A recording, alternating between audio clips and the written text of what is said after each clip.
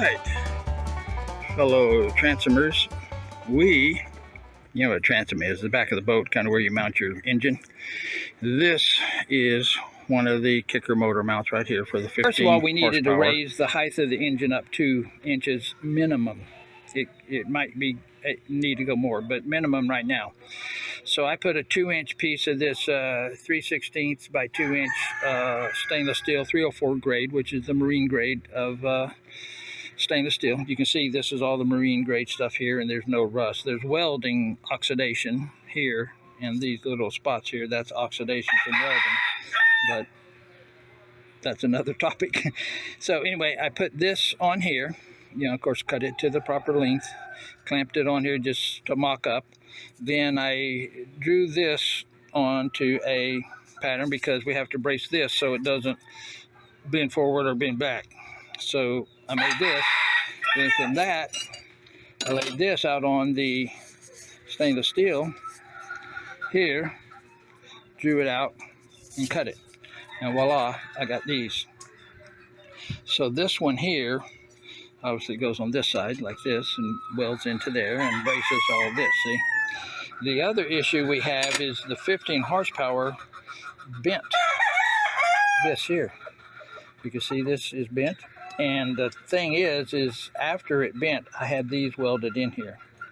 But you can see this is kind of like the flex point here, right here. It's flexing here. So I'm going to try to, and I want to put this 1-inch bar across here to help prevent any future flexing of this 1-inch bar here, and it's flat in the direction that it would be flexing. So you got to flex a 1-inch by 1/4 inch, no, 3/16 inch thick stainless if you want to flex it. So because it's bowed here, this is bowed because this bowed this in order to bend, and it bowed this one in order to bend. You can even see this piece of stainless is straight and this one's not, and you can see the lip here. When you put this on here straight, you can see there's a little almost 3/32 inch bow in that. So I'm going to get the scissor jack for the car and put in between here and here, and I'm going to jack it, and hopefully I'll straighten these out and maybe straighten this out or get it as straight as I can, okay? And then after that, then I can weld this onto a straight piece, because you can see obviously it ain't straight. See that? Straight here all the way across the back here, straight here all the way here until you get to right there. And again on that end it's bowed. So these ends are bowed in because these bowed here. These bowed here. So, and I may add a second piece of this 3/16 to the side to keep future bowing down, but that 1-inch bar here might do the trick, and that's what I'm hoping, because that's a little bit less work. All right, folks, anyway, we're getting the welding done now. We got again, we're adding on to this one, and then we're making a completely new one. This is for the 15 horsepower here. We're making a completely new one for the 30 horsepower that is wider, and the this part here, this main brace here, is as long as it is between the holes, as long as the cross brace is. So I got to help him hold this, so we'll be back with more. So my paradise on Benton United, we're adding this, and we angled the back here so the engine lifts the back up, not drags the back down. There's an angle you got to get on your engine to get it so it pushes the back up and the front down for better planing, and getting up on plane much better, and not digging the back of the boat deep into the wall under. So paradise out. Let's see a spark. Okay, we're at the final shape of this. We got this piece here, this piece here, this piece here, and now this piece, the back plate, is angled in so it lifts the back of the boat up. The engine is going to lift the back of the boat. So this is the final configuration here, folks. Just like that. And then we're going to make one more like this. It's not the final. I got to add 2 more supporting rods, or anti-flex rods on the side. Okay, folks, we got the 15 horsepower tacked and all positioned and everything, and now we're working on the 30 horsepower Yamaha kicker. We'll call it the kicker motor mount right now. We're getting all the bracing and stuff going on here. Getting it all fancy. So anyway, we're going to keep on tacking, and we'll be back with more kicker motor mounts for the Paradise Trimaran. Oh, Paradise out. We'll fix that. All right, folks, this is the basic shape of the new one.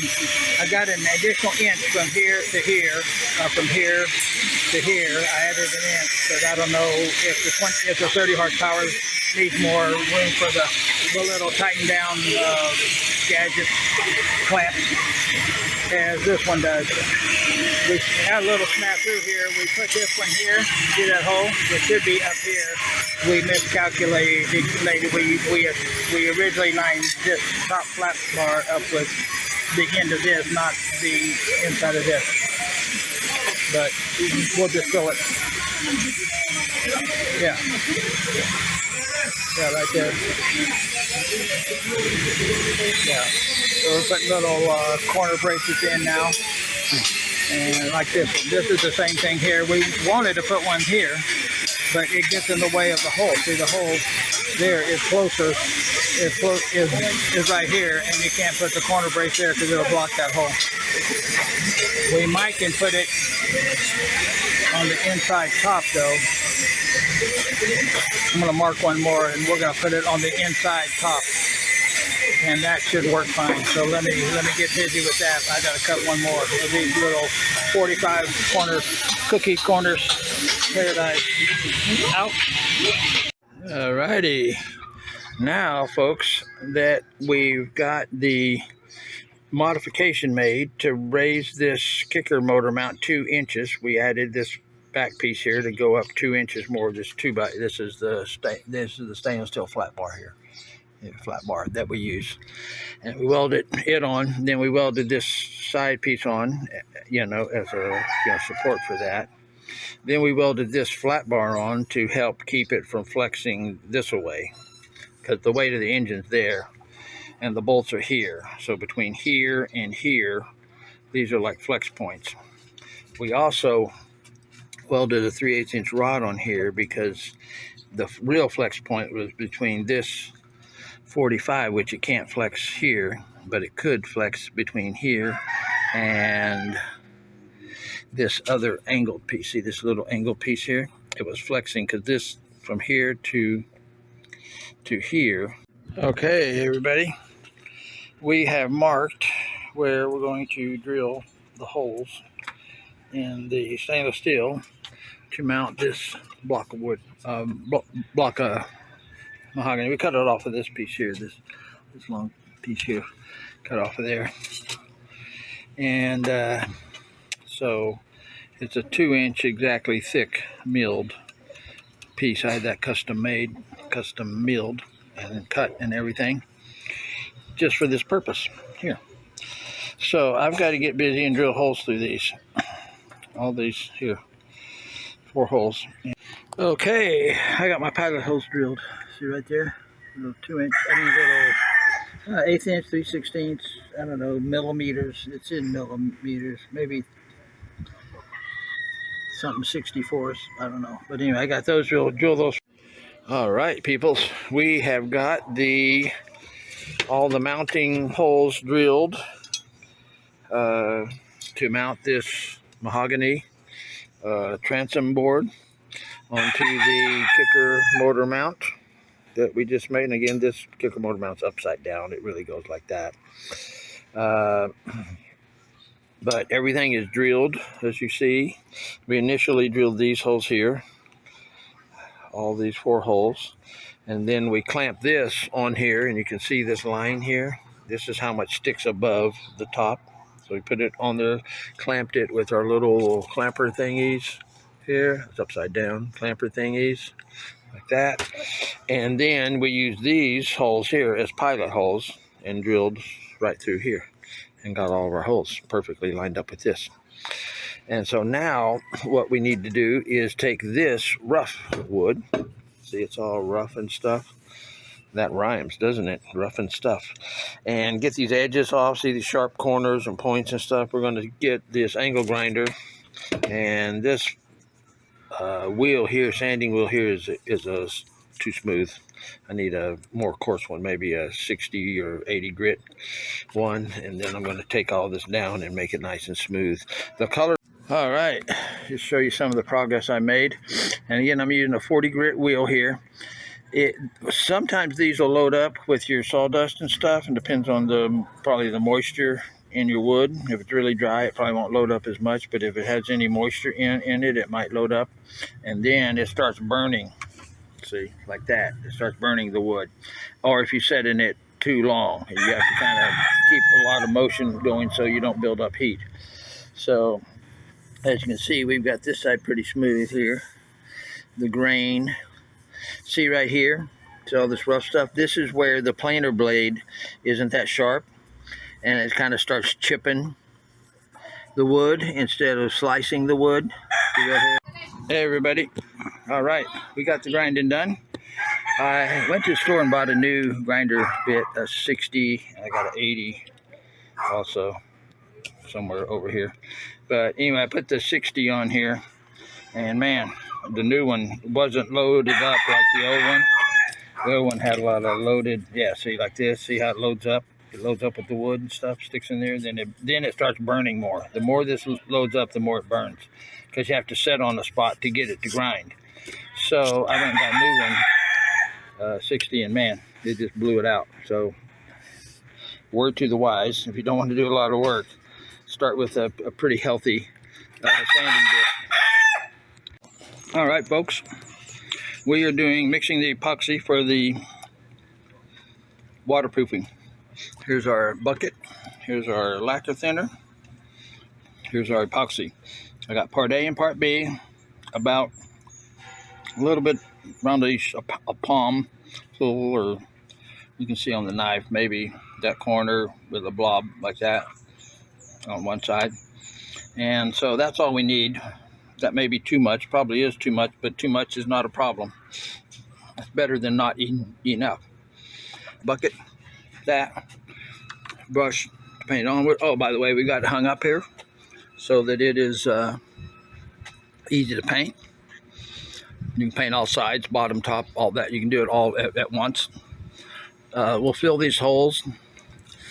I'll show you. Well, the technique I use is I get a little plastic container thingy like this here, of course with a cap, or get the bottom half and put epoxy in there, and then I put my finger over the hole and I hold this flat. I flatten this out, and then I pour the epoxy into the hole, and then I hold my finger on there and count to 10 or so, and then I take this same cup that I used to pour it in, and I put it on this side, and I take my finger off, and then it runs back in here. Then I can use it on the next hole.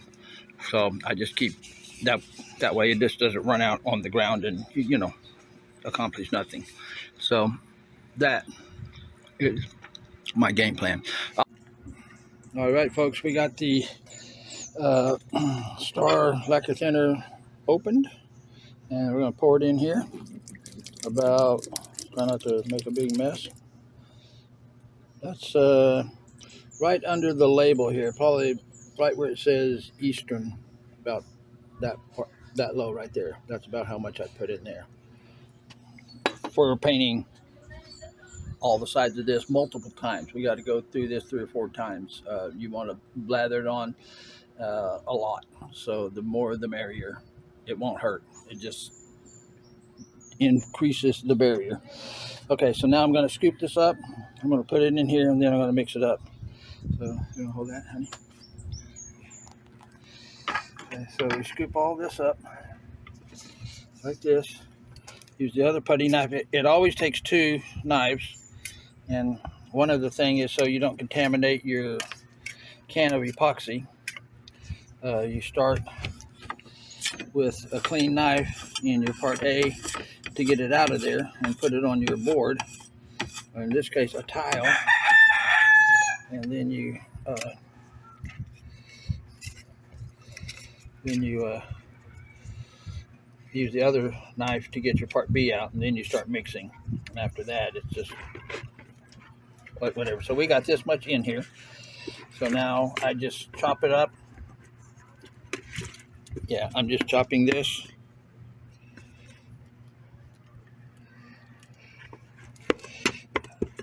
I just chop it, slice it, mix it, get it into small chunks, keep it in the lacquer thinner, and I just keep doing that until it's fully dissolved. So just mix it however you like to mix, and you just keep stirring it. Sometimes I'll use like a little bamboo stick that works good, but I don't have one of those, but I got my little knives here, so I'm just using that, smashing it against the side, rubbing it around. So it'll take a while, so we'll do that, and we'll be back with more. Mixing up the brew, waterproofing brew, Paradise Out. Okay, everybody, we got the waterproofing, the epoxy lacquer thinner waterproofing done. So now what I'm doing is I am going to make these straps. You see these straps right here? These straps go over this here, and this strap is for that block there. It's not for that.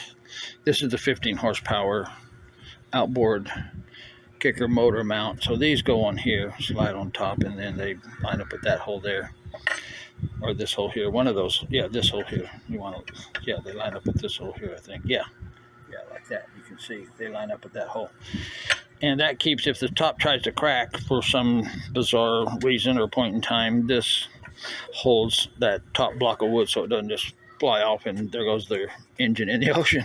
Although we do have our engine stainless steel cabled to the crossbeam, so it doesn't disappear in the bottom of the ocean.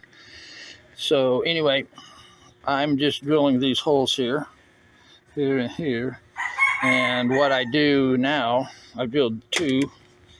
What I did is I just decided to drill a hole.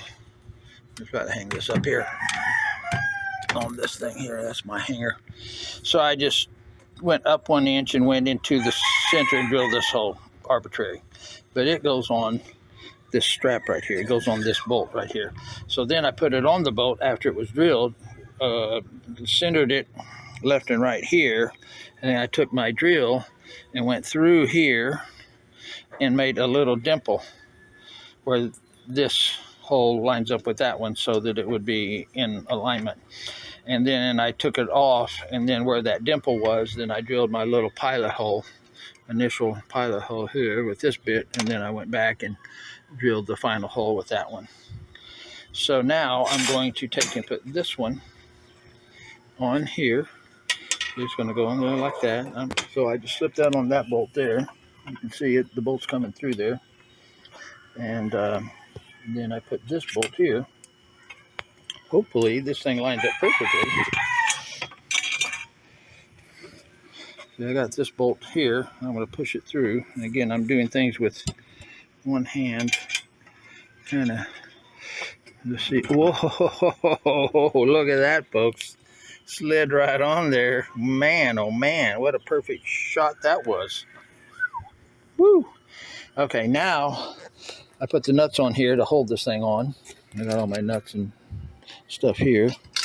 I put the nuts on here, and that holds this where it is. Then I'm going to take and clamp onto here and hold this piece up against this.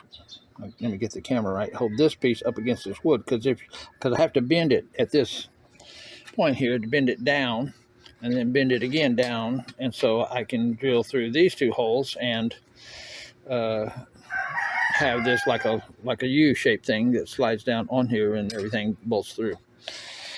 Okay, folks, we're getting it. See, we're getting it bent down here, but what we're doing, we're clamping this thing on here. Raise it up. Raise it up. It's got to be up high. Okay, raise it up. Yeah, it's got to be at the top. Okay, tighten it down. We got some clamps. Clamping that thing. I'll have to let go in just a second, because I'm the one's got to put the muscle on this thing. Okay, folks, we got it nice and tight now. See that? Nice and tight. right angle there on that one. And now we got the big boy C-clamp. Yeah, baby, that's what I'm talking about. So right now, we're going to put it on here, because as we bend this down, we don't want this to kind of bow up. So we're going to put the C-clamp from here to here on this thing, hold that down, and start bending this until we get to a point where we can either put that big boy on there, right there, and bend it the rest of the way flat, or put the small one on there and go to hammer time. So we'll see what it is we did. But you can see, like there, it's got those little hammer dings. I can just grind those out and smooth it out with my little angle grinder. Yeah, if we want to make it look purty. Okay, the chickens are very excited about what's going on over here. You can hear them clucking and a plucking. So anyway, you have to use whatever resources you have here to get these things to bend at nice right angle. We got the first one, nice clean right angle bend, as good as you can get. And now we're getting this one. So we held this down so this wouldn't bow as we bent this down, because it just automatically tries to lift this up. And then this is springing out, so we had to push it down as far as we could, put this C-clamp on here and hold it down now. And we also have to make sure that this is lined up with the bolts here. See, this one can come over a little bit more, a hair more. This is pretty much centered perfectly here. That one, yeah, that one is centered perfectly. This one just needs maybe 1/8 of an inch and will be almost perfect center. It'll throw this off a hair, but a hair is not important. And now hammer time. I got to hammer this so we get that right angle bend there. So we're going to do that, and we'll be back. Wish us luck. These things. All right, the midnight boat workers are here, and we got it. We got it done. We got this thing. On the other one, I only bolted to this top. That's a 15 horsepower, but this is the 30. And I thought, well, I've got plenty of this strap, so let's just bolt all the way, both of these bolts from the bottom all the way over and all the way to the bottom here. And of course, same on this side here. Yeah, so we're double duty here on this. So this should be good to go. And it turned out good. I think it turned out good. Yeah, baby. We are ready to put a 30 horsepower Yamaha on that boat now. As soon as we bolt this onto the boat. Hey, everybody, look at what we're doing. We're putting the new motor mounts on. The outboard kicker motor mount. This is for the 30 horsepower, so it is longer. We see there's 4 bolts here. 1, 2, 3, 4. So it goes, all 4 bolts go through this one, and it's centered in between the hulls. This is the 15 horsepower, and it's over on this inboard side here, and it's only on 2 bolts because it's lighter weight, and you don't need, or hopefully we don't need any extra strength for that one. So we're just bolting them on now. We already got all the holes. When I made this, I got all the holes right and done right. Yeah, see, we're at the back of the boat. And so it just slid on, and now we got to just tighten them down, and then we're good to go.